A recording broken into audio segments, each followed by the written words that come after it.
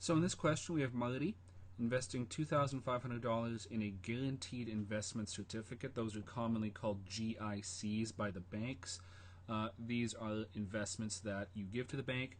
They will give you interest on it, and at the end, you get that principal, the $2,500, plus whatever interest is calculated on it. These are considered a very safe investment. They are guaranteed by deposit insurance. However, the downside to these investments is they pay a low amount of interest. The upside is they have low risk. For investments that have higher interest rates, there is generally some risk involved. You may or may not get all of your money out. But for now, we're going to talk about this. It's a $2,500 GIC, 2.5% simple interest, paid annually, and the term is 10 years. So question A, how much interest will accumulate over the term of Marty's investment?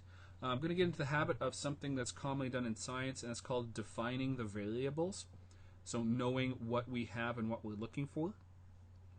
We know Marty has $2,500. That is his principal.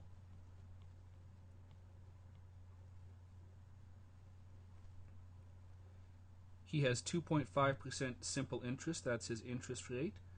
And again, we do need to convert that to a decimal, so 0.025. The fact that interest is paid annually doesn't actually mean anything for simple interest. That's a concept that we'll get into with compound interest. And the term, T, is 10 years. Question A is asking how much interest will accumulate. That is I.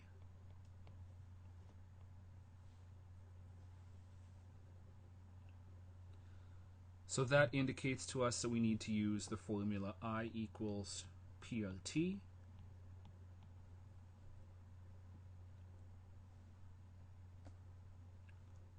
Substitute in what we know, P, 2,500,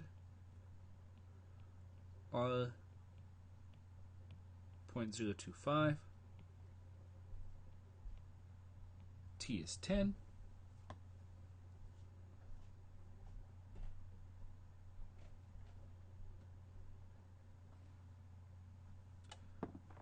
calculate that out, and we get that Marty earns $625 in interest.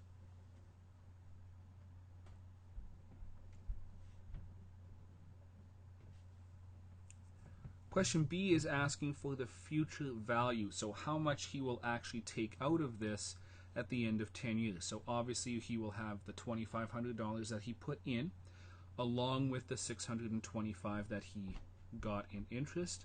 So question B, we can do it with common sense that way, or if we want to use the formula, the future value is asking for A,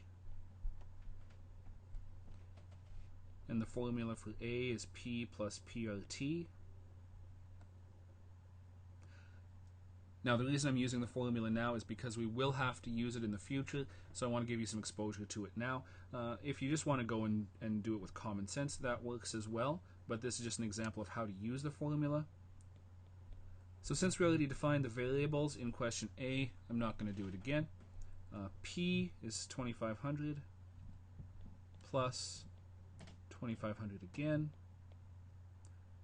R 0.025, T is 10,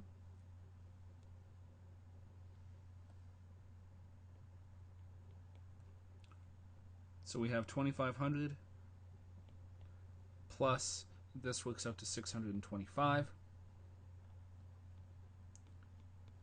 add those together, $3,125 is what Marty will be able to take out at the end of this 10 years.